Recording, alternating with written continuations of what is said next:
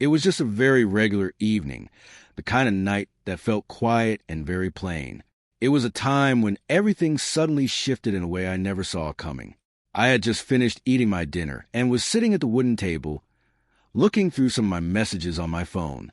That is when Jessica, who has been my dear wife for 6 years now, walked into the dining room. I could tell right away that she was feeling very uneasy.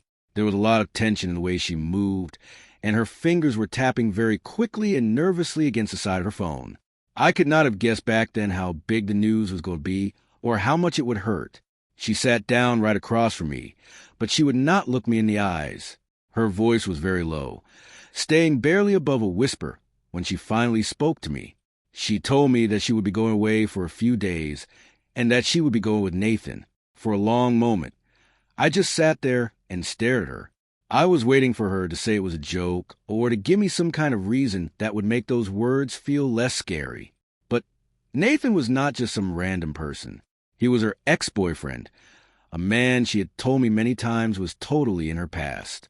Hearing that name linked to a trip made my whole stomach drop. My mind tried to fight it and tried to tell me I had heard her wrong. My wife, the person I trusted more than anyone else, was planning a trip with a man who was supposed to be gone, staying steady when the storm hits. I really wanted to scream. I wanted to stand up and react to the pain, but I held myself back. I tried as hard as I could to steady the storm that was blowing around inside of my heart. Jessica did not flinch or move at all. Her lips were pressed together very tightly, and her eyes were fixed on the table, as if she was getting ready for me to blow up at her. The silence in the room felt so heavy it was hard to breathe, and I felt a tight squeeze in my chest. Even so, I forced myself to stay very calm. I knew that if I showed any anger, she would use it to say I was being jealous or try to control her life. I did not want to give her that kind of win. Finally, I asked her just one small word that held all my confusion and my deep hurt. I asked why. My voice stayed very steady, even though I was feeling a lot of fury deep inside. Jessica explained her choice using words that sounded very careful and practiced. She told me it was just a trip for her work. She said Nathan had many friends and connections that could help her get ahead in her job, and she told me I should just trust her choices. Her tone was so casual and almost like she did not care at all, and it made me feel sick. She was not even trying to hide what she was doing. She was acting like this betrayal was just a smart choice I should accept without asking any questions. As she kept talking, I saw her looking at me quickly. She was waiting for me to start an argument or beg her to stay. The power of those two little words. She wanted me to shout so she could tell me I was wrong, but I did not give her that feeling. I let her finish everything she had to say, and I just gave a tiny nod. My face showed nothing at all. She had practiced what she was going to say, but she had no idea that I was not going to play her game. When she stopped talking, the silence lasted for a long time. I leaned back in my chair, looked her right in the eyes, and simply said, "Don't worry." Those were the only 2 words I gave her. The effect was seen right away. She blinked her eyes and her mouth hung open.